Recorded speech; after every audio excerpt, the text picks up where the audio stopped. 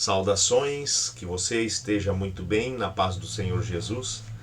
Neste momento nós iniciamos mais um vídeo aqui para falar de alguns temas controvertidos, profecia e tudo mais.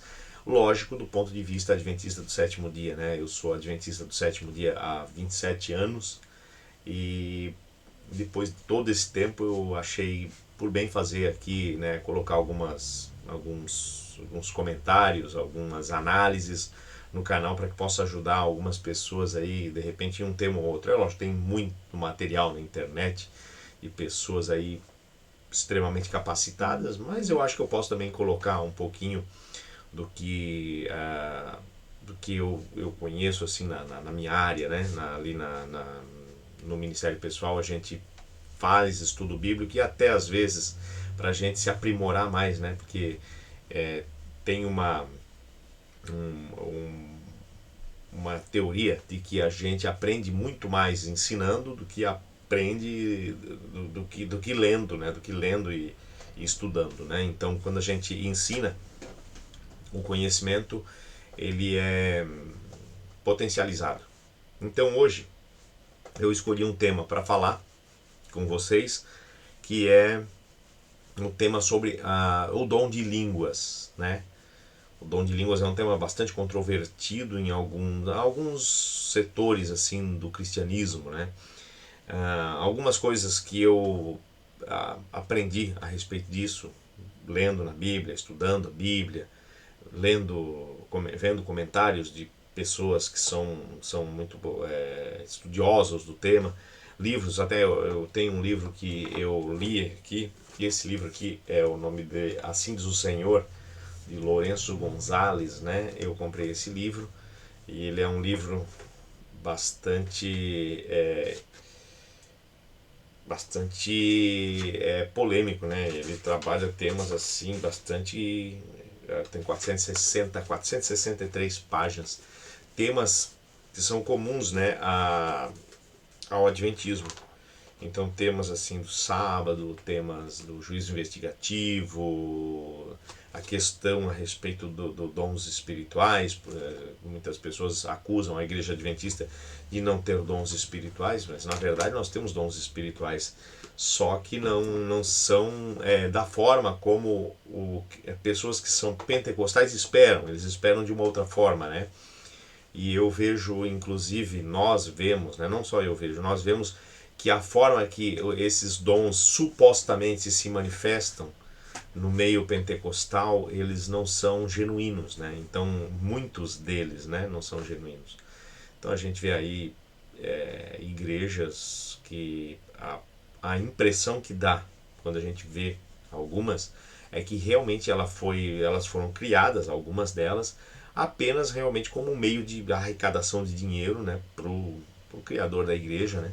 Infelizmente, a gente vê as pessoas que estão lá dentro, elas não são dessa forma. As pessoas, muitas vezes, a grande maioria, na sua quase totalidade, são pessoas sinceras, acreditam, né, no que está sendo pregado ali, e elas não têm culpa de nada daquilo que de repente está sendo feito ali. Elas estão muitas vezes sendo vítimas, né, de pessoas mal intencionadas, né, em alguns casos, né. Em outros não, em outros são casos em que realmente a pessoa está sincera no erro, mas está sincera, né? Então a gente percebe que a grande maioria são de pessoas sinceras. E com relação ao dom de línguas, a grande maioria dos membros de igreja, né, que conhecem esse fenômeno que acontece hoje em dia no meio pentecostal, são pessoas com uma sinceridade assim inquestionável, né? Embora tenha casos que não, né? A gente vê alguns casos, se colocar ali, né, no YouTube, questão, bota lá dom de línguas, né? Muito louco, dom de línguas, né? Dom de línguas é chocante. Você vai ver que tem uns casos ali que você percebe que realmente ou a pessoa está forçando a barra, ou tu vê que não tem nenhum tipo, ela é totalmente diferente das outras que a gente vê, né? Ali é uma coisa bem maluca, assim, né? Eu não vou colocar nenhum aqui porque eu também não quero, né? Não é para isso que é o canal, é para a gente estudar e aprender da palavra de Deus. Mas eu queria analisar o dom de línguas, em especial com foco na a primeira carta de Paulo aos Coríntios. Ele escreveu essa carta e eu vou até puxar aqui a minha imagem aqui, a minha câmera, e vou diminuir ela aqui e colocar aqui no cantinho para não atrapalhar. E depois eu vou aqui abrir a nossa Bíblia. Então aqui, esse site é biblia.com.br. Ele está na versão Almeida, João Ferreira de Almeida, revista atualizada, tá? Uma versão mais comum, né? As pessoas gostam mais dessa versão. E aqui, ó, tá no livro a primeira carta de Paulo aos Coríntios, no capítulo 14, se eu não me engano, é que fala aqui, ó, é isso mesmo. O dom de profecia é superior ao dom de línguas. Na verdade, eu não quero ir aqui pro capítulo já chegando a essa conclusão. Na verdade, não eu, é o apóstolo Paulo que chegou a essa conclusão e conclui a carta desse jeito. Mas eu quero, antes de mais nada, analisar essa carta quase lá do começo. A gente não vai ter tempo assim para ficar analisando a carta toda, né? Eu quero fazer no máximo, em 1 hora no máximo, vídeo. Então a gente vai pegar alguns tópicos desta carta e eu gostaria de mostrar para vocês algumas coisas que muitas vezes a gente não entende, tá? Então vamos lá. Primeira coisa, a carta de Paulo aos Coríntios, ela é uma carta que... Deixa eu arrumar aqui a câmera um pouquinho. Aqui. Isso. A carta de Paulo aos Coríntios, ela é uma carta que ele fez... se a gente parar para analisar e olhar a carta desde o começo, você vai perceber que ela tem várias repreensões.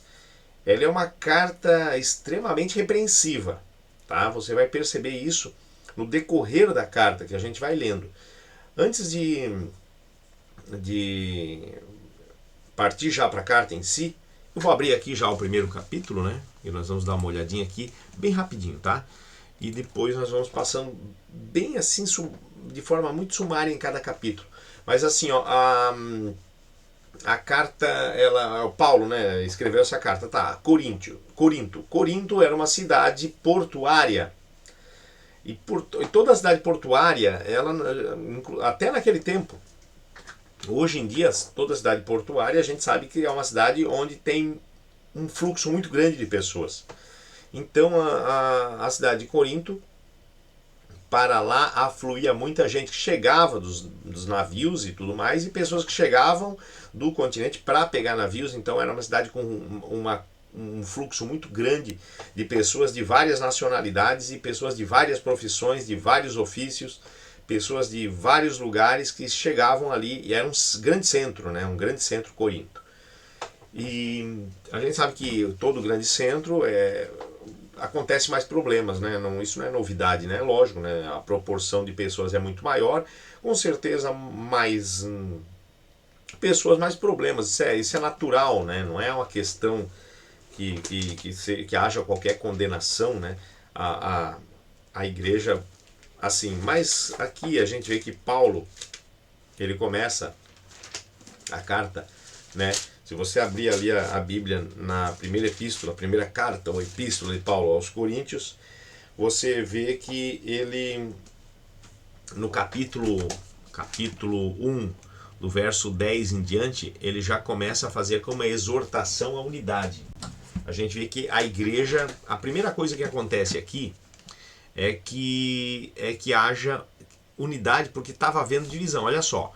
Rogo-vos, aqui eu vou abrir, rogo-vos, irmãos, pelo nome de nosso Senhor Jesus Cristo, que faleis todos a mesma coisa, e que não haja entre vós divisões. Antes, sejais inteiramente unidos, na mesma disposição mental e no mesmo parecer. Então aqui a gente já vê, será que estava tendo alguma divisão? Será que as pessoas estavam se desentendendo?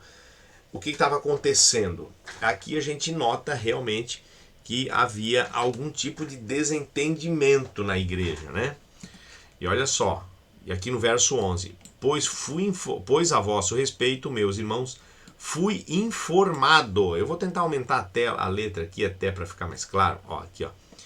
Fui informado pelos da casa de Chloe que há contendas entre vós. Então, a primeira coisa aqui, ó, já tem briga lá, ó, a igreja está brigando, está tendo divisão, contenda, então, né? Então, ó, gente, vamos se acalmar, vamos tentar se unir, né? Ele vai dizendo assim, ó, faleis todos a mesma coisa, né? Unidos, né? Vamos adiante aqui, ó. Aqui ele vem falando, eu não vou entrar em detalhe em cada um, mas vamos ver apenas como ela é uma mensagem de exortação, de repreensão, e depois a gente vai ver o que isso tem a ver com o artigo, com o capítulo 14, que fala do dom de línguas. Vamos lá então, a mensagem da cruz, a vocação dos santos. Irmãos, reparais, pois, na vossa vocação, visto que não foram chamados muitos sábios segundo a carne, nem muitos poderosos, nem muitos de nobre nascimento. Pelo contrário, Deus escolheu as coisas loucas do mundo para envergonhar os sábios, e escolheu as coisas fracas do mundo para envergonhar os fortes. Tá, vamos ver o que ele vai, ó. A fim de que ninguém se vanglorie na presença de Deus. Será que tinham pessoas lá que estavam se exaltando a si mesmo? Talvez isso. Vamos ver, né? Aquele que se gloria, glorie-se no Senhor. Novamente, olha só, está falando aqui de novo de se gloriar, pessoas que talvez estavam aí se exaltando a si mesmo. Capítulo 2, nós vamos a seguir aqui. Irmãos, quando fui ter convosco, anunciando-vos o testemunho de Deus, não o fiz com ostentação de linguagem ou de sabedoria. A gente vê que ele realmente tem algo na fala que ele está tentando chamar a atenção, porque decidi nada saber entre vós senão a Jesus Cristo. A verdadeira sabedoria, de certo, algumas pessoas lá que se achavam sábias, e ele começou então a chamar a atenção deles, né? Vamos lá, capítulo 2 ainda. Vamos lá, o 3 agora, olha só, vamos lá o 3. As dissensões demonstram falta de espiritualidade, novamente, ó. Não pude falar como a espirituais, e sim como a carnais, como a criança em Cristo. Leite vos dei a beber, não dei alimento sólido, porque ainda não podia suportá-lo. Nem ainda agora podeis, né? Olha só. Porquanto havendo entre vós ciúmes e contendas. Olha que Paulo está chamando a atenção da igreja, né? Muito claramente chamando a atenção da igreja, porque havia contenda na igreja, né? A responsabilidade dos que ensinam, então ele está aqui... tem algum, vamos ver se a gente vê algum tipo de crítica que ele está fazendo, a sabedoria humana sem valor, mostrando, parece que eles estavam valorizando a sabedoria e se exaltando a si mesmo. Olha só, se alguém dentre vós se tem por sábio neste século, faça-se estudo para se tornar sábio, né? Então a gente vê que a carta ela vem chamando muita atenção, capítulo 4, os pregadores, uma reprovação severa, olha só. Estas coisas, irmãos, apliquei-as figuradamente a mim mesmo e a Apolo, por vossa causa, para que por vosso exemplo aprendais isso. Não ultrapasseis o que está escrito, pessoas ultrapassando o que estava escrito, a fim de que ninguém se ensoberbeça em favor de um detrimento. Vamos ver assim, ó. Já estáis fartos, já estáis ricos, chegastes a reinar sem nós. Sim, tomara reinasseis, para que também nós viéssemos a reinar convosco. Porque a mim me parece que Deus nos pôs a nós, os apóstolos, em último lugar. Tá, vamos ver o que ele vai falando aqui. Até a presente hora sofremos fome. Então os apóstolos estão dizendo, nós estamos passando dificuldade, nós estamos, o nosso trabalho é doação. Nenhuma vez a gente tenta buscar alguma coisa para a gente mesmo, né? Olha só, Paulo os admoesta como pai. Não vos escrevo essas coisas para vos envergonhar, pelo contrário, para vos admoestar como a filhos. Então a gente vê que a carta está chamando a atenção o tempo todo, né? Por esta causa vos mandei Timóteo, que é meu filho amado. Sejais meus imitadores, admoesto-vos, né? Então vamos ver. Alguns se ensoberbeceram, como se eu não tivesse de ir ter convosco.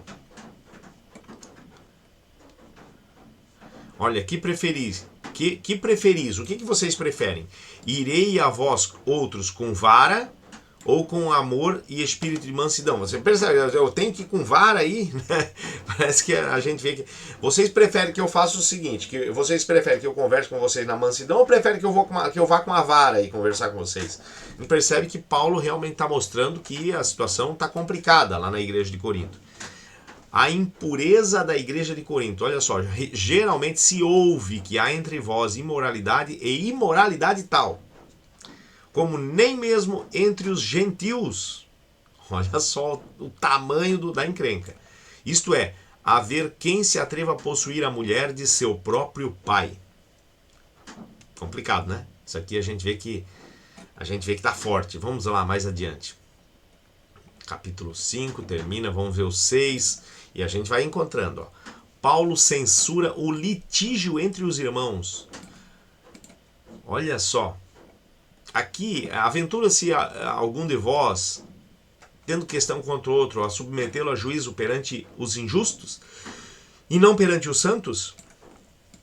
O que ele quis dizer aqui? Ó, tinha pessoas na igreja que tinham alguma causa para discutir na justiça e ao invés de tentar se entender, não na justiça, né, porque a justiça existia, mas ela é hoje mais aprimorada do que naquela época, mas as pessoas tinham uma pendência ali em alguma coisa que elas não estavam se entendendo.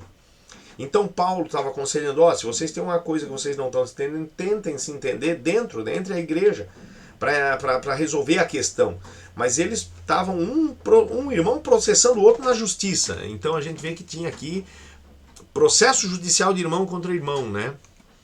O só existir entre vós demandas já é completa derrota para vós outros. Por que não sofreis antes a injustiça? Por que não sofreis antes o dano? Aquela que Jesus falou, né?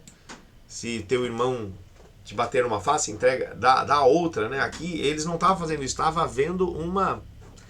Mas vós mesmos fazeis a injustiça e fazeis o dano, e isto aos próprios irmãos. Olha só, a igreja realmente está complicada aqui, a gente vê, né? Vamos lá, vamos para frente. A sensualidade é condenada. Agora, quando a gente viu todas aquelas repreensões, agora vem essa repreensão, a sensualidade é condenada, fica meio assim patente de que a igreja estava tendo problema de sensualidade, inclusive, né? E aqui ele fala, né, o capítulo 6 de da primeira carta de Paulo aos Coríntios, é aquela que fala que o corpo é o fruto do Espírito Santo. Até eu com relação à mensagem que muitos falam da mensagem de saúde, eu sou a favor da mensagem de saúde, mas eu não sou muito a favor de usar só esse texto aqui, porque esse texto aqui, originalmente, ele foi para a questão de impureza. Mas pode ser usado sim, porque da mesma maneira que a impureza afeta o meu corpo, que é o templo do Espírito Santo, o alimento também. Mas o principal desse texto é aqui a impureza. Olha só, fugir da impureza. Qualquer outro pecado que uma pessoa cometer é fora do corpo. Mas aquele que pratica a imoralidade peca contra o próprio corpo. Então aqui a gente vê que havia imoralidade na igreja. Olha só. E aqui ele vem com aquela famosa frase, né? Não sabeis que o vosso corpo é santuário do Espírito Santo? Né? Quem está em vós, o qual tendes da parte de Deus e que não sois de vós mesmos, porque fostes comprado por preço. Glorificai a Deus em vosso corpo. Então aqui, ó, já chegamos no capítulo 6. Até agora, repreensão uma atrás da outra, né? Capítulo 7. Respostas e perguntas acerca do casamento. Aí então ele vai fazendo, respondendo algumas questões. Essa é uma parte que parece não ter problema, tá? Apenas ele está esclarecendo algumas coisas, porque as pessoas estavam com dúvida, então não parece ter uma repreensão. A estabilidade da família, né? Talvez pode ser que tinha, mas a impressão que tem é apenas que estava esclarecendo também, né? E vamos ver o que mais assim, ó. Problemas com respeito ao casamento em tempos de tribulação. Com respeito às virgens, não tenho mandamento, porém dou minha opinião, como tendo recebido do Senhor a misericórdia de ser fiel. E aqui ele vem falando, vai dando os conselhos, né? E parece que não está se fazendo nenhum tipo de repreensão, apenas orientação, tá? Vamos lá então. Então, achamos um capítulo aqui, o 7, que não há repreensão. Até agora todos os outros tinham, né? Capítulo 8, acerca das coisas sacrificadas aos ídolos. Aqui, de fato, a gente vê que parece que tem algum problema, tá? A igreja, ela estava tendo um problema de conceito a respeito do comer ou não comer carne sacrificada a ídolo. Não que a carne sacrificada a ídolo tenha problema. A gente vê que essa parte aqui desse capítulo, o apóstolo fala assim que ele menciona, né? Se você lê a carta, ele vai dizer que o ídolo não é nada, ele não tem importância, o ídolo não é coisa nenhuma. E o fato de você comer, né, carne sacrificada a ídolo, sendo que ídolo não é nada, ela não é importante. Se o ídolo não é nada e a carne for sacrificada a algo que não é nada, então não tem problema, não é pecado. Mas o detalhe é que ele toca aqui, ele menciona que tem pessoas que são fracas na fé que ao verem isso vão pensar, opa, então quer dizer que eu posso compartilhar do alimento para ídolo, que não tem problemas. Porque a pessoa não sabe, muitas vezes o fraco na fé não tem esse discernimento de que o ídolo não existe, né? De que o ídolo ele é apenas uma ideia na mente das pessoas. Muitas vezes as pessoas pensam que o ídolo é um demônio que existe, de fato, e que quando é sacrificado a ele, nesse momento, ao ser sacrificado para ele, você estaria participando de um sacrifício e que isso não teria problemas, né? Então, esse é um texto que ele parece que estava ocorrendo. As pessoas estavam tendo um problema de comer coisas assim que eram sacrificadas a ídolos por causa da sua sabedoria, como a gente já viu no capítulo 1. As pessoas achavam, não, eu sei que isso não é, então eu vou comer, não quero nem saber. Mas ele diz assim, ó, eu acho que é nesse texto que ele fala, né? Fala aqui, ó, vede que a vossa liberdade não vem de modo algum a ser tropeço para os fracos, né? E tem uma outra parte que ele fala que quer comais, quer bebais, façais tudo para a glória de Deus. Não é esse texto? Será que é esse texto? Eu não estou me lembrando agora se é aqui. Olha só, aqui ele fala, ó. No que se refere às coisas sacrificadas a ídolos, reconhecemos que somos todos senhores do saber. Olha só. O saber ensoberbece, mas o amor edifica. Se alguém julga saber alguma coisa, com efeito, não aprendeu ainda o que convém saber. Mas se alguém ama a Deus, esse é conhecido por ele.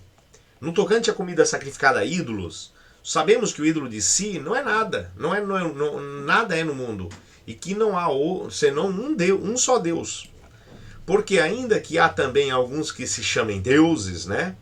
Quer no céu ou sobre a terra, como há muitos deuses e muitos senhores, né? Mas se dizem.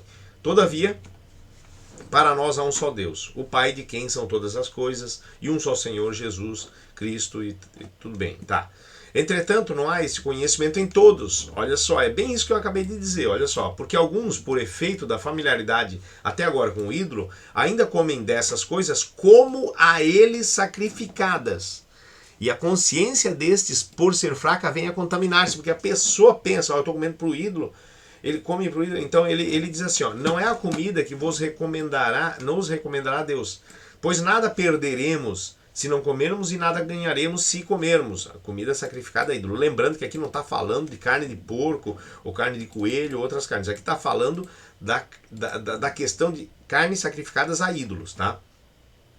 Vede, porém, que a vossa liberdade não venha de modo algum a ser tropeço para os fracos, porque se alguém te vir a ti, que és dotado de saber a mesa, em templo de ídolo, aí tu pensa, eu estou comendo a mesa em templo de ídolo, porque o ídolo não é nada mesmo, é só uma ideia, né? E na verdade eu sei que há um só Deus, então isso aqui não está nem contaminado com nada, é só uma ideia, né? Então assim, ó, não será a consciência do que é fraco induzida a participar de comidas sacrificadas a ídolos, ainda que eles não existam, mas na mente dele, ele pecou. Paulo até tem um texto que ele diz assim, ó, ele fala nesse texto, que bem-aventurado o homem que não se condena naquilo que aprova. Então aqui a pessoa acaba se condenando, porque ela pensa que aquilo é de fato um pecado e ela vai continuar. E por isso, se a comida serve de escândalo ao meu irmão, nunca mais comerei carne, para que não venha a escandalizá-lo. Se é necessário que eu nunca mais coma carne, para que isso seja suficiente para que eu não escandalize ninguém, então eu não vou comer mais, pronto. Porque eu prefiro me abster de algo, prefiro deixar de ter algo prazeroso, como ele está dizendo aqui, a carne, né? Do que ser pedra de tropeço. É isso que ele está querendo dizer. Vamos adiante então, porque senão a gente vai demorar demais aqui, tá? Mas é isso aí, tem uma repreensão aqui meio clara, né?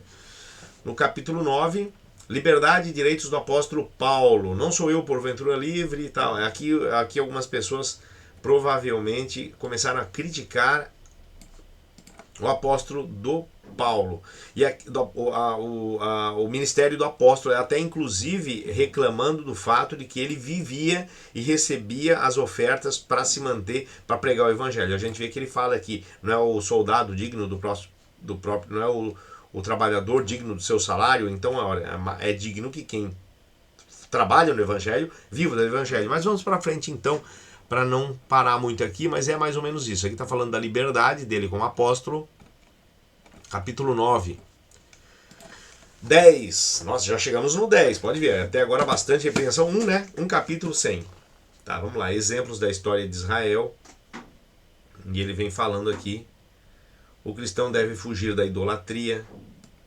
Portanto, meus amados, fugir da idolatria. Não sei se aqui é uma representação, uma repreensão, não. Vamos lá. Falo como a criteriosos. Julgai vós mesmos o que digo. Porventura. Porque nós, embora muitos, somos unicamente um pão, um corpo, tal. Considerai Israel segundo a carne. Que digo, pois? Que o sacrificado ídolo é coisa alguma? Ou que o próprio ídolo tem algum valor? Antes digo que as coisas que eles sacrificam é a demônios que as sacrificam e não a Deus. E eu não quero que vos torneis associados aos demônios. Aqui ele está pegando o gancho daquele texto anterior e emendando. Por mais que você pense, o ídolo não é nada, então eu vou comer, não tem problema. Ainda assim você está comendo né, com a honra a demônios. Então, no fim, é melhor, mesmo que na tua mente você saiba que o ídolo não é nada, você acaba pecando, porque aquela ideia é uma ideia criada pelo inimigo das almas, por Satanás. Então você sabe que você, nesse momento, está cometendo um erro, né? E isso é pecado. Não podeis beber o cálice do Senhor e o cálice dos demônios, né? Não podeis ser participantes da mesa do Senhor e da mesa dos demônios. Ou provocaremos zelos no Senhor? Somos acaso mais fortes do que ele? Então aqui ele está emendando naquela repreensão anterior. O limite da liberdade cristã. Todas as coisas me são lícitas, mas nem todas convêm. Novamente está tomando aí aquela ideia, né? Lógico, se eu comer a carne, ela é lícita. Mas será que convém fazer isso? Novamente entrando naquela ideia ninguém busque o seu próprio interesse, e sim o de outrem.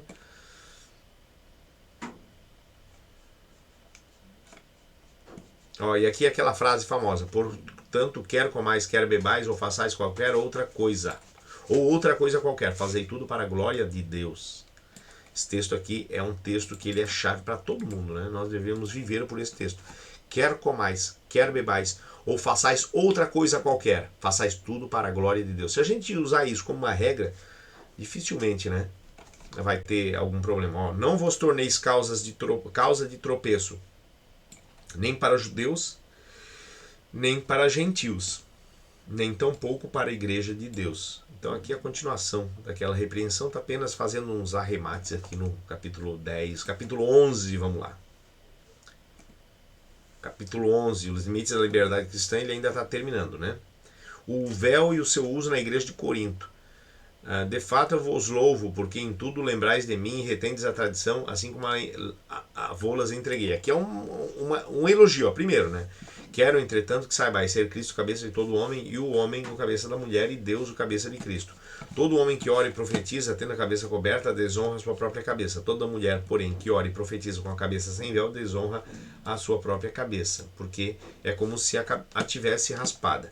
Portanto, se a mulher usa véu, nesse caso, que rape o cabelo. Mas se lhe é vergonhoso tosquear-se ou rapar-se, né? Rapar-se estranho. Em vez de raspar-se, mas está rapar-se, né? Cumpre-lhe usar o véu, porque na verdade o homem não deve cobrir a cabeça, por ser ele imagem e glória de Deus. A gente sabe que aqui esse texto ele é muito usado pela igreja, a igreja Congregação Cristã no Brasil, né? é uma das poucas igrejas que usa essa questão voltada ao véu mesmo da mulher, aquele véu por cima da cabeça, que ela usa um véu por cima da cabeça, né? E a igreja separa homens para um lado, mulheres para o outro, e tudo mais. Acontece na igreja, a Congregação Cristã do Brasil, mas nas outras igrejas não acontece, é um caso isolado, é a igreja, o pessoal chama de Igreja do Véu, né? A igreja, a Congregação Cristã do Brasil. E aqui a gente vê que parece que estava havendo algum tipo de problema também. No Senhor, todavia, nem a mulher é independente do homem, nem o homem independente da mulher, porque como provém a mulher do homem, assim também o homem é nascido da mulher. E tudo vem de Deus. Julgai entre vós mesmos, é próprio que a mulher ore a Deus sem trazer o véu? Ou não vos ensina a própria natureza a ser desonroso para o homem usar cabelo comprido? E que, tratando-se de mulher, é para ela uma glória, pois o cabelo lhe foi dado em lugar de mantilha? Contudo, se alguém quer ser contencioso, saiba que nós não temos tal costume, nem as igrejas de Deus. Então, ali essa parte do contencioso aí está mostrando, parece que realmente parece que começou a haver uma briga por causa desse hábito, né? Instrução contra a celebração da ceia do Senhor. Essa aqui é forte, tá? Essa aqui realmente essa aqui é bem complicada. Ó. Nisto, porém, que vos prescrevo, não vos louvo, porquanto vos ajuntais não para melhor, e sim para pior. Esse texto aqui, essa parte da ceia do Senhor, é complicado. Nesse texto, se você analisar, você vai ver que tem pessoas que vão para a Santa Ceia com fome e outros se embriagam na Santa Ceia. Eu não sei o que é pior, a pessoa que levou o álcool, a bebida alcoólica para a Santa Ceia, ou a pessoa que se embriagou. Né? Eu tô achando até que a pessoa que levou a bebida alcoólica é pior do que aquela que se embriagou. Né? Então aqui, ó, porque ao comerdes cada um toma antecipadamente a sua própria ceia, e há quem tenha fome, ao passo que há também quem se embriague. Né? Aqui é um texto realmente, né, muito forte, né? Então a gente vê aqui que também mais repreensão, né? Vamos lá para o 12, chegando no 14 já, tá? Acerca dos dons espirituais. Aqui então ele começa a falar do dom de línguas. Não, o dom de línguas é no capítulo 14. Não, ele começa aqui. Você vai entender por quê. Os dons espirituais na igreja de Corinto passaram a ser um problema. Inclusive existe literatura que menciona o fato de que alguns movimentos cristãos da época, logo, né, no princípio da igreja cristã, alguns movimentos passaram a desenvolver alguns fenômenos de línguas estranhas, né? Inclusive impulsionado muito pelo grego, né? Naquela época dos povos gregos. E aqui Corinto era uma cidade grega, né? De origem grega. Hoje ela faz, eu acho que ainda faz, eu tenho que pesquisar, não sei, mas eu não tenho certeza se faz parte da Grécia ou se faz parte da Turquia hoje, né? É questão de analisar também, né? Corinto hoje, para não deixar essa informação. Corinto em grego, Corinthos transliterada, Corinthos é uma cidade no município de Corinto, na região do Peloponeso, hoje, Grécia ou Turquia. Vamos lá. País, ó, Corinto, cidade, Grécia, ó, né? Então, realmente, Corinto fica na Grécia, né? Algumas cidades, Éfeso, por exemplo, Esmirna, hoje são na Turquia, mas Corinto não, Corinto é na Grécia. Então a gente vê aqui que os dons espirituais começou a ter problema. E o problema, eu já vou adiantar para você entender, o problema não era acerca dos outros, o problema era acerca do dom de línguas. Se lembra que eu falei para você que a cidade de Corinto era uma cidade portuária? Pessoas de muitas nacionalidades vinham ali. E era recente o fenômeno que tinha ocorrido lá em Pentecostes, em que os apóstolos foram cheios do Espírito Santo e falaram em várias línguas que existiam lá. Mas a gente vê que aquele fenômeno que ocorreu lá em Atos, né, quando houve o derramamento do Espírito Santo, Foi um fenômeno em que os apóstolos falaram em outras línguas que não o hebreu, o hebraico. Eles falaram em outras línguas, até menciona as línguas lá, né? E eles falavam naquelas línguas e as pessoas ouviam, então, as falas. Um apóstolo falava num idioma, outro falava no outro, tal. Uma média de 120 discípulos de Cristo reunidos foram capacitados e começaram a falar em outros idiomas. Idiomas que ali existiam, naquela região, e as pessoas passaram a entender. Então, dali para frente, houve um grande avanço do cristianismo, mas muitas pessoas viram aquilo lá porque é um fenômeno que chama atenção. A cura não é um fenômeno tão... lógico, ele é chocante, mas assim, não é um fenômeno que você pode... Eu vou me esforçar por ter, não tem como. Ou você cura ou você não cura. E se você não curar, você chega para alguém... o próprio Jesus disse, né? Qual é mais fácil dizer? Teus pecados estão perdoados ou levanta-te, toma teu leite e anda? O mais fácil, né? Teus pecados estão perdoados. Porque você dizer para alguém levanta-te e anda é muito difícil. E se a pessoa não se levantar? Você já parou para pensar? Você levanta-te e anda. A pessoa não consegue. Você vai ficar ali numa situação, você vai passar um vexame gigantesco. Ou você não tem fé suficiente, ou não era o que Deus queria para aquela pessoa e você está, né, acreditando que você poderia fazer a pessoa levantar dali. Já teus pecados estão perdoados, é fácil de dizer porque ninguém pode checar o que aconteceu. Mas Jesus falou o mais fácil, mas antes do mais... ele falou o mais fácil e daí ele falou o mais difícil, que era curar o coxo. Agora aqui, o dom de línguas, ele é um dom que muitas pessoas parece que queriam buscar esse dom sem correr o risco de passar por uma situação e mandar alguém, né, de repente levantar e a pessoa não levantar.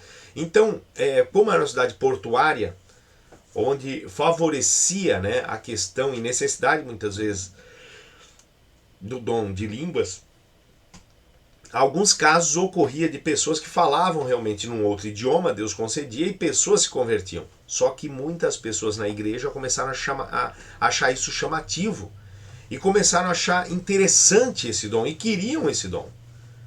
Quem é que não gostaria de repente do nada aprender a falar um outro idioma? Eu gostaria. Eu gostaria mesmo, né? Eu gostaria de aprender a falar hebraico, por exemplo, mas eu não sei falar hebraico. Eu gostaria de aprender a falar hebraico, francês, né? Alemão eu conheço um pouquinho, mas pouca coisa, bem pouca coisa. Mas eu gostaria também, né? O grego, né? Latim, várias línguas, essas, principalmente as antigas, né? Então, eu gostaria, lógico, quem é que não gostaria? E essas pessoas, elas viam que muitas vezes o Espírito Santo descia por causa de oração. Você se empenhava na oração, pedia a Deus e Deus te concedia, você conseguia fazer isso. E essas pessoas então buscando, a gente vê que eles começaram a fazer uma coisa que hoje acontece no mundo pentecostal. Você vai perceber na leitura. As pessoas começaram a entender e cobrar das pessoas que falassem línguas, senão elas não eram consideradas batizadas com o Espírito Santo. Lá em Corinto. E aí Paulo repreende isso. Paulo chama a atenção deles e diz, não, isso não. E você vai ver o teor aqui, quando a gente começa a ler o capítulo 12. Quer ver? Olha só, eu vou abrir aqui para vocês, a gente já está com ele aqui. Olha só, a respeito dos dons espirituais, não quero, irmãos, que sejais ignorantes. Olha só. Sabeis que outrora, quando éreis gentios, deixáveis conduzir-vos aos ídolos mudos, segundo éreis guiados. Por isso vos faço compreender que ninguém que fala pelo Espírito de Deus afirma anátema Jesus. Por outro lado, ninguém pode dizer Senhor Jesus, senão pelo Espírito Santo. O que Paulo já, com essa frase que ele está querendo dizer? Se a pessoa fala Senhor Jesus, é o Espírito Santo que está impulsionando ela. Então a primeira coisa, já de cara ele diz assim, ó, esse negócio de dizer que o irmão não tem o Espírito Santo, que não fala línguas, se ele só falar Senhor Jesus, já é pelo Espírito. Você está entendendo? Então aqui ele já começa. Vamos lá, vamos adiante. Ora, os dons são diversos, mas o Espírito é o mesmo. O Espírito Santo é o mesmo, não tem esse negócio de língua só. Olha só. Você vai perceber essa nota quando você entende o contexto. Olha só. E também a diversidade nos serviços. Mas o Senhor é o mesmo. A diversidade. Mais coisa, não uma só. O foco dele estava em línguas. E a diversidade de realizações. Mas o mesmo Senhor que opera tudo em todos. A manifestação do Espírito, olha só, é concedida a cada um visando um fim proveitoso. Se Deus não quer que você fale língua, tu não vai falar. Se não for a oportunidade para que você converta alguém de outro idioma, você não vai precisar falar língua. Não é o caso. Olha só, vamos lá, continua só para ver como é que é como realmente o foco é esse. Porque a um é dado, mediante o Espírito, a palavra de sabedoria, e a outro, no mesmo Espírito, a palavra de conhecimento. Olha o que ele está exaltando primeiro. Sabedoria, conhecimento. A outro, no mesmo Espírito, a fé. E olha onde ele vai deixar a língua aqui, quer ver? E a outro, no mesmo Espírito, dons de curar. Ele está falando de vários dons. E a outros, operações de milagres. A outro, profecia. A outro, discernimento de espíritos. Não falou de língua até agora. Vai deixar para o final. Por que ele está deixando para o final? Para botar todos em primeiro. Você perceba que é isso que ele faz. A um variedade de línguas e a outra capacidade de interpretá-las. Ó, falar em língua e interpretar ele deixou por último. Você percebeu isso? Vamos continuar. Mas um só e o mesmo Espírito realiza todas essas coisas, distribuindo-as como lhe apraz, a cada um individualmente. Ou seja, ó, é ele que decide. Por quê? Porque as pessoas estavam elas querendo ter o dom. Porque elas queriam, não, eu quero falar línguas. Não, não é assim. Agora vamos lá, olha só. Vamos continuar. Porque assim como um corpo é um e tem muitos membros, e todos os membros, sendo muitos, constituem um só corpo, assim também com respeito a Cristo. Pois em um só Espírito todos nós fomos batizados em um corpo. Olha só. E ele está falando, nós todos fomos batizados. E agora ele vai pegar o corpo e começar a dizer que o corpo, cada corpo tem um dom. Cada membro é um... Quer ver? Olha só, você perceba como ele faz isso novamente, ele vai mencionar e joga o quê? Ele joga línguas por último novamente. Quer ver? Ó? Quer judeus, quer gregos, quer escravos, quer livres. E a todos nós foi dado beber de um só Espírito. Entende? Um só Espírito. Porque também o corpo não é um só membro, mas muitos. Ó, o corpo é um só membro, não é só línguas, é mais. É dons de cura e tudo mais, não é só isso. Ó, quer ver? Você percebe que o texto está muito claro. Se disser o pé, porque não sou mão, não sou do corpo, nem por isso deixe de ser. Se o ouvido disser, porque não sou o olho, não sou do corpo, né? O ouvido. Se todo o corpo fosse olho, onde estaria o ouvido? Se todo o corpo fosse ouvido, onde estaria o olfato? Em outras palavras, se todo mundo falasse em línguas, onde é que estaria a profecia? Onde é que estaria o entendimento, a sabedoria? Onde é que estariam os outros dons? Perceba? Olha só, aqui ele está usando metáforas. Mas Deus dispôs os membros, colocando cada um deles no corpo como lhe aprouve. Novamente, ó, quem decide é Deus, o Espírito, Deus, não você. Se todos, porém,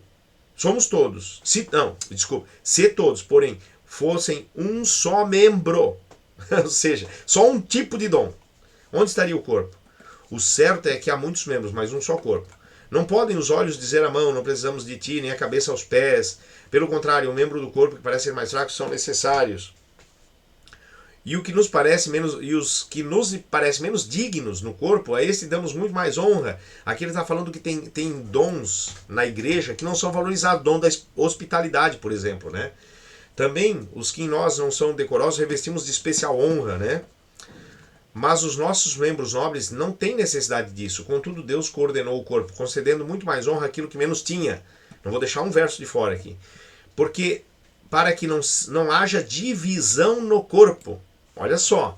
Pelo contrário, cooperem os membros com igual cuidado, em favor uns dos outros. De maneira que se um membro sofre, todos sofrem com ele. E se um membro é honrado, todos com ele se regozijam. Ora, vós sois corpos de Cristo e individualmente membros deste corpo. Vou ligar o ar-condicionado, tá quente pra caramba aqui, tá? Vou tomar aí a sua permissão, tá muito quente, né, hoje. Vamos lá. Em favor uns dos outros. De maneira que se um membro sofre, todos sofrem. todos regozijam. Beleza, tá, vamos lá. E quando um deles é honrado, todos regozijam. Ora, vós sois do corpo de Cristo e individualmente membros desse corpo. E aí agora ele sai da parte de corpo e vai para os dons. E novamente ele deixa línguas por último. Olha só como ele faz. A uns estabeleceu na igreja a Deus, né? Primeiramente, ele usa a palavra primeiramente para mostrar, é em primeiro lugar mesmo. Apóstolos. Em segundo lugar, profetas. Em terceiro lugar, mestres. Depois, operadores de milagres, é o quarto. Depois, o quinto, dons de curar. Ele já não fala mais a ordem, mas a gente sabe que a ordem está subentendida. Socorros, governos, e por último ele deixou o quê? Variedades de línguas. Você percebeu que deixou língua por último novamente? Porque ele quer chamar a atenção deles. Porventura, são todos apóstolos? Agora começa de novo a fazer a pergunta. E novamente vai deixar a língua por último. Quarta vez que ele deixa a língua por último. São todos profetas? São todos mestres? Operadores de milagres? Têm todos dons de curar? Falam todos em outras línguas? Interpretam-nas todos? Deixou por último novamente. Você percebe que ele tá propositalmente falando para eles: olha, meus irmãos, se o cara só falar Senhor Jesus já é pelo Espírito. Deus distribui conforme Ele quer. O Espírito é quem faz tudo em vocês, tudo. E os dons são esses, ele coloca sempre línguas por último. Olha só. Entretanto, procurai com zelo os melhores dons. Quais são os melhores? Os que ele colocou primeiro, deixar o último.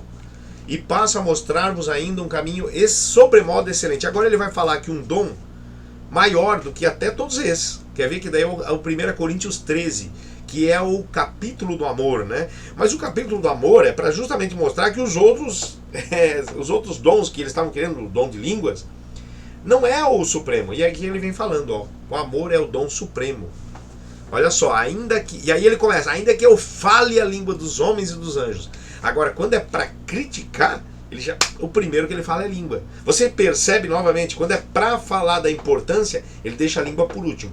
Mas quando ele agora vai falar e vai fazer a crítica, a primeira é na língua. Ó. Ainda que eu fale as línguas dos homens e dos anjos. Porque as pessoas mencionavam ser língua dos anjos. Se não tiver amor, serei como o bronze que soa, como o símbolo que retina. Eu vou passar para frente essa parte que todo mundo conhece. E ele vai falando, né? Olha só. Vai falando do amor e tudo mais. E aqui ele fala assim, ó. Havendo línguas, cessarão. Olha só isso, né? Mencionando. Quando, porém, vier o que é perfeito, o que é em parte será aniquilado. Então ele vem falando tudo isso, ó. Agora, pois, permanecem a fé, a esperança e o amor. Estes três, porém o maior desses é o amor. O maior dom é o supremo. O maior dom supremo é o amor. Então, o maior dom, portanto que o fruto do Espírito, né, é amor, paz, longanimidade. Então ele menciona lá em Gálatas 5:22, o amor, o fruto do Espírito é amor, paz, longanimidade, benignidade e tudo mais. Começa com amor. E aqui ele menciona que o amor é dom supremo.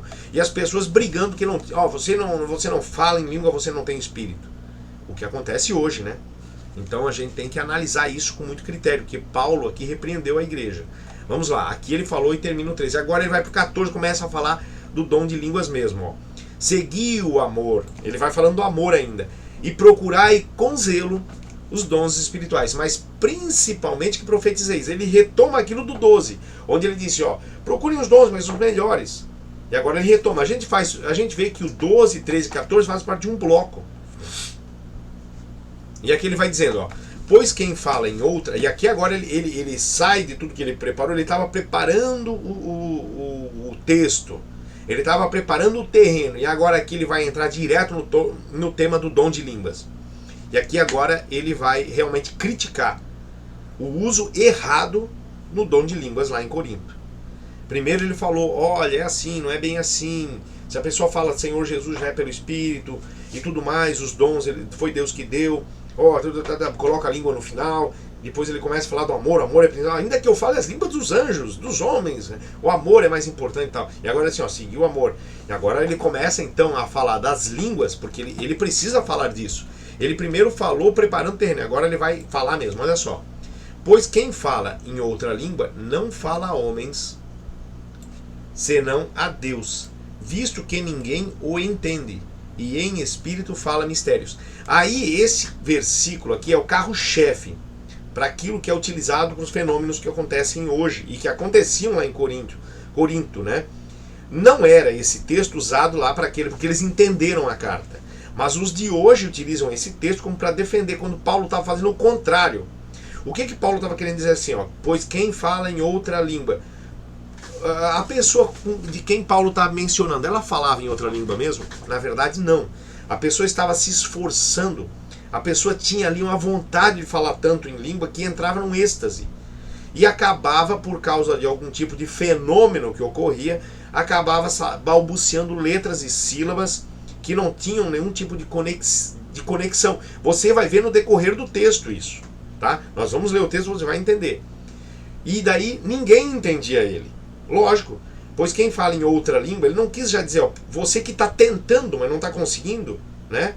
Não fala, homens, tu não está falando para ninguém. Só para Deus, né? Talvez Deus entende a tua intenção, mas ninguém vai entender. Deus entende, porque Deus conhece tudo. Então Deus olha para você e pensa, pobre criatura que está aí tentando falar e tentando ter um dom que eu lhe dê para que ele possa pregar. Mas só que não está. Mas eu entendo a tua angústia. Então é mais ou menos isso que ele está querendo dizer. Isso que ninguém entende. E o Espírito fala de mistério. O que é mistério? Mistério é algo que ninguém entende. É um mistério que ele está falando. Não dá para entender nada. Para Deus não é um mistério, porque Deus o entende. Ó. Visto que ninguém o entende, se não a Deus, ninguém o entende. Então esse texto, essa questão aqui, não tem nada a ver com pessoas falarem línguas para que o outro entenda e outro apreenda. Não, porque diz que ninguém entende. Né? Então essa pessoa aqui, que ninguém está entendendo ela, é algo que ninguém entende mesmo. Não serve para nada. Você está entendendo? A única coisa é que senão a Deus, porque o único que entende é Deus. Deus entende porque Deus sabe o que está passando no coração dele. Então agora olha só o que ele fala. Mas o que profetiza fala aos homens, edificando, exortando, consolando. Ou seja, o que profetiza é melhor. Olha só, porque ele exorta, consola, né? Edifica. Olha só. O que fala em outra língua, a si mesmo se edifica. Por quê? Porque ele está buscando esse dom, e na hora de buscar o dom, ele está querendo se aperfeiçoar, porque ele quer ser um instrumento de Deus. Então ele está se edificando. Está se edificando porque lá no fundo ele tem um interesse bom. Você entendeu? Paulo não quer falar direto assim, ó, olha, tu tá só falando coisas que não faz sentido. Mas depois, mais à frente, ele vai falar isso. Mas ele, na hora, assim, no começo, ele não quer dizer isso. Mas ele então vai devagarzinho, entende? Mas o que profetiza edifica a igreja. Eu quisera que vós todos falasseis em outras línguas. Eu queria que vocês todos falassem em outras línguas. Mostrando que ele reconhece que eles têm esse interesse e que ele também gostaria. Mas ele fala aqui, ó, muito mais, porém, que profetizasseis.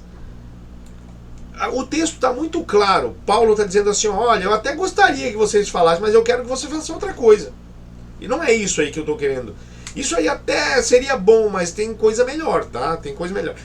Mostra muito claro que o texto de Paulo, todo o texto, todo o enredo está mostrando que pessoas estavam numa angústia para fazer algo, e Paulo diz, olha, tem coisa melhor que isso, não precisa perder teu tempo com isso.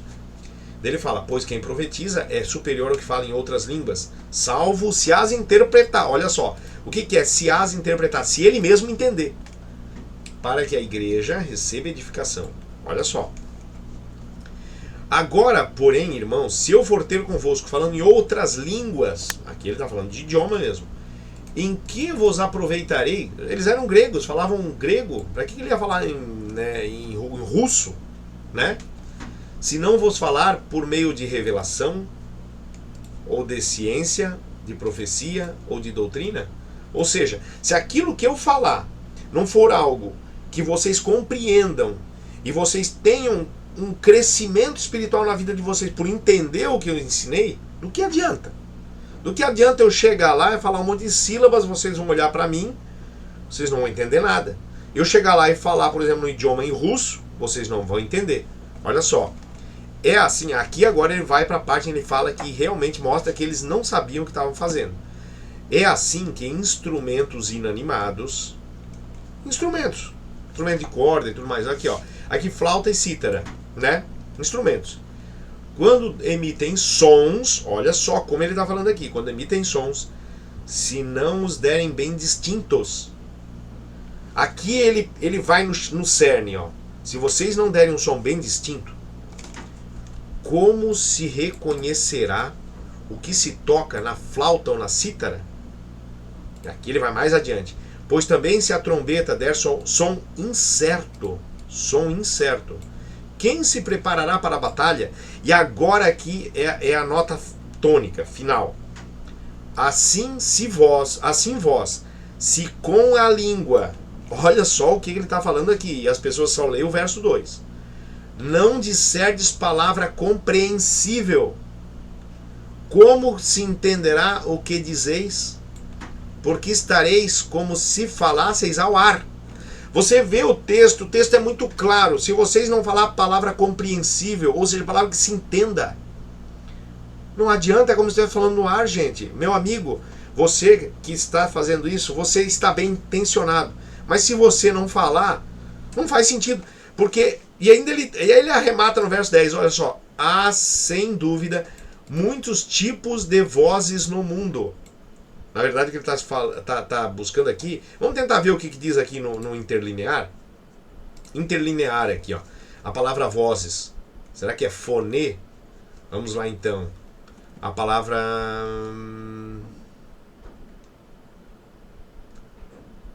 Vozes. Vozes... Onde é que está essa palavra? Interlinear. Soundless, sem som. Onde é que está essa palavrinha aqui? É uma conjunção, adjetivo, pronome. Cadê a palavra? Ah, tá, eu tenho que procurar a palavra aqui. Eu tenho que clicar na palavrinha. O mundo. Ó, no mundo. Som. Som. No mundo. Vamos ver isso aqui. O que está dizendo aqui, ó?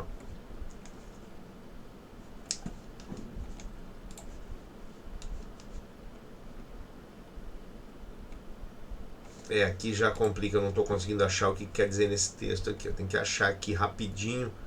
Interlinear desse verso, referência interlinear. Eu vou tentar ver se eu acho esse texto no grego. Grego, Novo Testamento.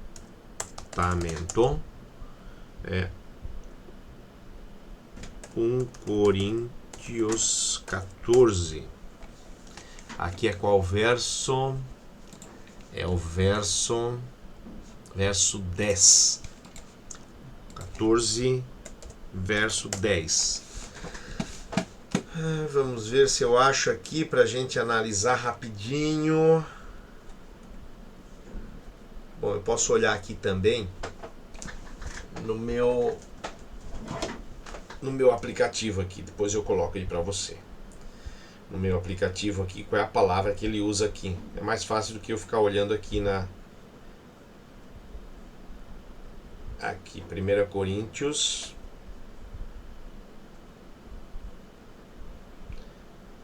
Primeira carta de Paulo aos Coríntios, capítulo 14, verso 10.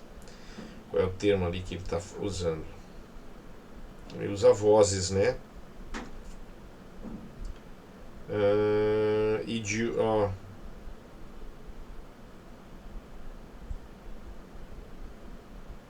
Olha só, ele usa a palavra foné mesmo, foné, voz, som, né? Provavelmente semelhante ao trogainô, através da ideia de divulgação, som, né? Tá, é foné é voz, né? Então foi traduzido ali por vozes, né? Há vários tipos de vozes no mundo. E ele fala assim, olha só, há sem dúvidas, né, muitos tipos de vozes no mundo. Nenhum deles, contudo, sem sentido. Você percebeu o que Paulo está querendo dizer aqui? Primeiro ele fala aqui assim, ó, se não disserdes palavra compreensível. É como se você estivesse falando ao ar. Há sem dúvida muitos tipos de vozes no mundo. mas nenhuma delas é sem sentido. Paulo está querendo dizer que o que eles faziam era falar palavras incompreensíveis sem sentido. E ele está repreendendo eles por isso. Logo depois de falar que o dom de línguas, sempre botava por último e falava que o dom do Espírito é todos. Ou seja, claramente a igreja de Corinto fazia o quê? Dava a entender que para você ser considerado batizado com o Espírito Santo, tinha que falar em línguas. Mas esse línguas era isso que eles estavam fazendo aqui. Vozes não compreensíveis, falas não compreensíveis, idiomas que não existiam. E aqui, olha só, ele vai continuando. Se eu, pois, ignorar a significação da voz, ou seja, se eu ignorar o que estou falando, serei estrangeiro. O que é estrangeiro? É uma pessoa alguém que não entende o que eu estou falando. Serei estrangeiro para aquele que fala, e ele estrangeiro para mim. Assim também vós, visto, aqui mostra como eles queriam mesmo isso, visto que desejais dons espirituais. Visto, ou seja, como está claro que vocês querem dons espirituais, visto que, procurai progredir para a edificação. E essa palavra em edificação ele usou aqui em cima. O que ele falou? Ele falou assim, o que profetiza fala aos homens edificando. Ele está dizendo, profetize, mas não fique procurando língua sem falar nada, falando apenas coisa que não se entende. Ele está sendo muito claro o texto. Apenas alguém que não queira entender o texto é que não entende. O texto está muito claro. Assim também vós, visto que desejais dons para procurar e progredir para a edificação da igreja. Pelo que o que fala em outra língua, aquele que ainda tentar falar em outra língua, deve orar para que a possa interpretar, para que entenda. Olha só, Senhor, faz com que eu entenda. Então, senão, não é para eu ficar falando o quê? Aquelas coisas que incompreensíveis, se com a língua de certas coisas que não se entende, entendeu? Dessa forma. Porque se eu orar em outra língua, como ele está falando, agora ele volta a falar como o cara aqui na frente, que ele faz o quê? Ele fala em outra língua, fala só a Deus, porque ele está ali naquele êxtase, Então ele fala, porque se eu orar em outra língua, naquele êxtase, o meu espírito ora de fato. Por quê? Porque lá no fundo, eu estou buscando um crescimento espiritual através de um surgimento de um dom em mim. Deus vê o meu interesse, então meu espírito ora de fato. Deus vê, olha, ele está querendo dom, ele está pedindo dom, mas a minha mente fica infrutífera. Você percebe? A minha mente fica infrutífera por quê? Porque eu não estou aprendendo nada, eu estou só numa angústia querendo ter dom. E isso, na parte espiritual é saudável, mas não é saudável para a mente. Olha só, não é saudável para a mente. Que farei, pois, orarei com o espírito, ou seja, buscarei os dons, mas também orarei com a mente, também com entendimento. Cantarei com o espírito, mas também cantarei com a mente. Você percebe como está claro? Diz assim, não deixe a falta de alimento, às vezes um jejum prolongado, que você está fazendo um jejum e esse jejum começa a faltar a alimentação, nutrientes, de repente você começa a chegar num estágio, começa talvez a entrar num êxtase, porque começando a afetar a parte psíquica. Não, mantenha a tua psique bem. Ore, busque a Deus, mas com entendimento. Não entre num devaneio, é isso que o texto está querendo dizer, tá? E se tu bendizeres apenas em espírito, ou seja, fazer aqueles sons arados que ninguém se entende, que ninguém entende, como dirá o indouto, aquela pessoa que não conhece, o amém depois da tua ação de graças, olha só, visto que não entende o que dizes, novamente, as pessoas de fora não entendem. Quando você prega, ou quando você faz qualquer coisa, um som naquela glossolalia que se chama, que é tentar falar língua, mas de forma falsa, que você é um êxtase, mas um êxtase que ele não é algo que é o Espírito Santo que está te dando como um dom, porque o dom do Espírito Santo ele dá para um fim proveitoso, para você pregar para alguém que precisa. Se você está na cidade, por exemplo, eu moro aqui em Timbó. Aqui em Timbó não tem ninguém aqui na minha igreja, vamos supor, eu estou ali na minha igreja, ninguém fala outro idioma que não português. Qual é a necessidade de eu falar uma outra língua? Você percebe que não faz sentido? Porque tu de fato dás bem as graças, mas o outro não é edificado. Dou graças a Deus porque falo em línguas mais do que todos vós. Claro, Paulo era poliglota. Paulo era, olha só, ele falava o hebraico, ele falava latim, porque ele era cidadão romano, e ele foi levado para Roma lá, ele falava o aramaico, ele falava o grego, né? Ele falava o grego, ele escreveu em grego, e eu imagino que ele talvez falava árabe também, e se eu não me engano ele falava espanhol também, porque ele era da região de Tarso, né? Então pode ser que ele falasse ainda esse idioma, ele era poliglota. Então ele fala assim, ó, graças a Deus porque falam em outra, ó, e ele não fala em línguas estranhas, ele fala em outras línguas, mais do que todos vós. Contudo, prefiro falar na igreja 5 palavras, só 5 palavras, com o meu entendimento. O que é com o meu entendimento? Entendendo o que eu estou falando e que vocês também estejam entendendo. Eu prefiro falar só 5 palavras para instruir outros a falar 10.000 palavras em outra língua, né? Eu posso até colocar aspas aqui que não edifique ninguém. Vocês estão entendendo? Irmãos, não sejais meninos no juízo. Na malícia, sim, sede crianças. Na malícia, sejam crianças. Sejam inocentes. Mas no juízo, sejam maduros, por favor. É isso que ele está querendo dizer. Quanto ao juízo, sede homens amadurecidos. Na lei está escrito, falarei a este povo por homens de outras línguas, e por lábios de outros povos, e nem assim me ouvirão, diz o Senhor. De sorte que as línguas quais? Línguas realmente que existem, constituem um sinal não para os crentes. Então não é para eles lá dentro da igreja ficar todo mundo lá dentro da igreja, todo mundo crente lá dentro da igreja, tentando falar língua. Não. Ele tinha isso como um sinal para as pessoas de fora.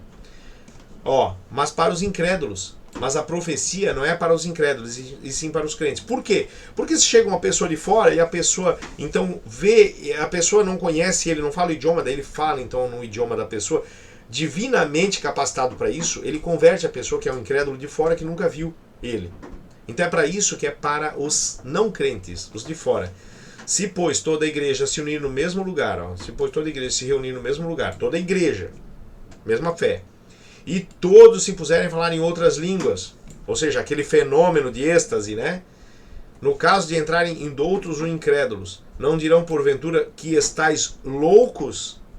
Vocês percebem como é claro o texto, gente? Eu acho que não precisa, é só desenhando para ficar melhor que isso, né? Porém, se todos profetizarem e entrar algum incrédulo, ou seja, profetizarem, ele está falando, se alguém falar de uma profecia, alguma coisa para o futuro, na língua compreensível, e entrar algum incrédulo ou indouto, é ele por todos convencido e por todos julgado. Tornem-se manifestos os segredos do coração, e assim, prostrando-se com a face em terra, adorará a Deus. Tornando-se manifestos os segredos do coração, e assim, prostrando-se com a face em terra, adorará a Deus, testemunhando que Deus está, de fato, no meio de vós.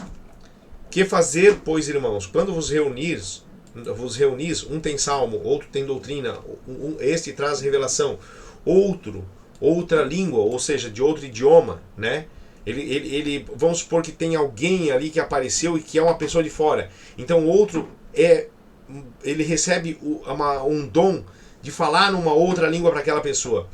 E ainda outro a interpretação, para interpretar, né, o que o outro vai falar também. Seja tudo feito para edificação. No caso de alguém falar em outra língua, que não sejam mais de 2 ou quando muito 3, e isto sucessivamente, um depois do outro.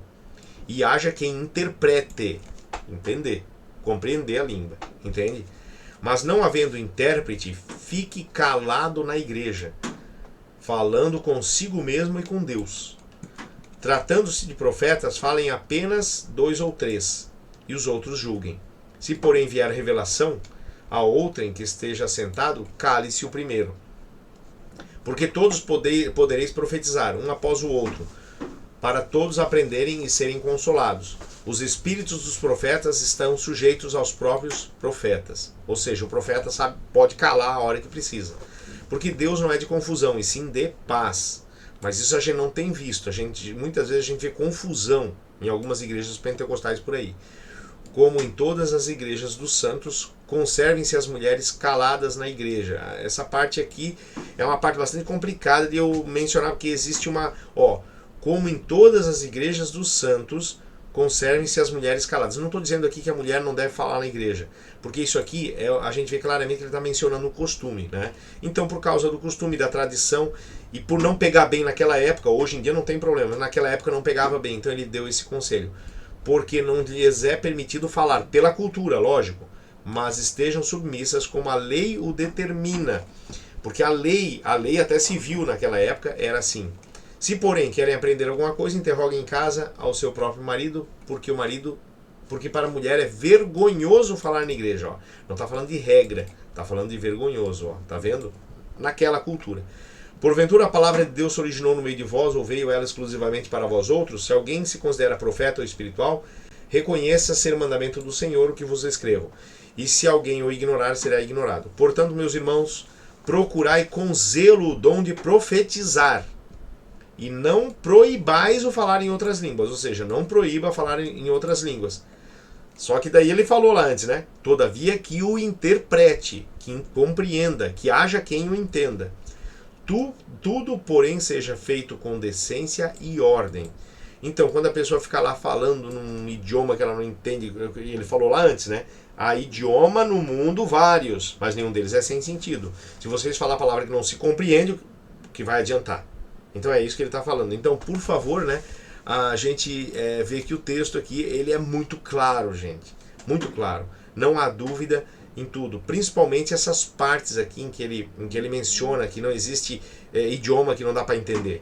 Não existe a língua, se você não falar a palavra que se dê para compreender. Se não disser palavra compreensível. O texto é muito claro. Juntando com tudo que eu falei antes, né, desde lá do 12, que ele vem preparando o terreno, a gente fica muito claro, né, que o texto, eu vou agora aqui abrir a minha imagem, vou puxar de volta aqui, isso, então tá, então você vê claramente que Paulo, quando falou aos coríntios, ele estava fazendo o que? Ele estava fazendo uma repreensão a um hábito que não era saudável, entre outros problemas tinha também esse problema, de eles exigirem que a pessoa, para ser considerada como batizada com o Espírito Santo, ela falasse alguma coisa que não era o dom de línguas, mas era alguma coisa que eles entendiam ser. E que depois Paulo repreendeu, dizendo, não, isso não é dom de línguas. Porque o dom de línguas é um sinal para a pessoa de fora. A pessoa que fala em outro idioma. O dom de línguas tem que ser o quê? Algum tipo de vozes no mundo que tenha sentido. Vocês, quando falar, tem que falar a palavra compreensível. Então, se vocês querem, procurem outros dons. E daí ele fala, o dom do amor é muito maior do que tudo isso. Então, eu espero ter ficado claro. Espero que não tenha ficado nenhuma dúvida, né? Porque o texto é muito claro, não é eu que estou sendo claro, o texto bíblico é claro, né? Então eu espero que você tenha compreendido, que você dá um joinha aí, curte o vídeo, né?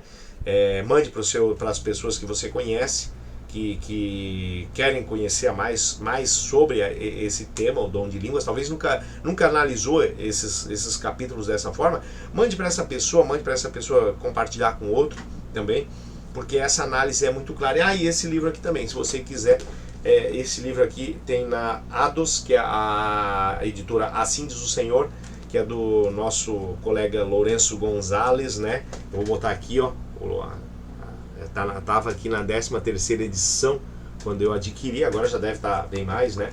Então é um livro muito, muito bom, ele trabalha muito essas questões aí, tá? Muito bom, eu comprei alguns até, eu tinha um bem antiguinho, azulzinho, era do tempo que ele era azulzinho, ele estava já surrado, né? Daí veio essa outra edição, que ela tem mais dados, e até na igreja a gente comprou em grupo, algumas pessoas compraram. Até uma ideia para você comprar para as pessoas na igreja, em grupo, né? Compre em grupo aí, na igreja que você tem, né? E faça aí uma divulgação. Eu não estou ganhando merchan nenhum disso aqui, eu estou fazendo a propaganda porque o livro é bom mesmo, né? E eu espero que tenha ficado claro, né? Já falei isso antes.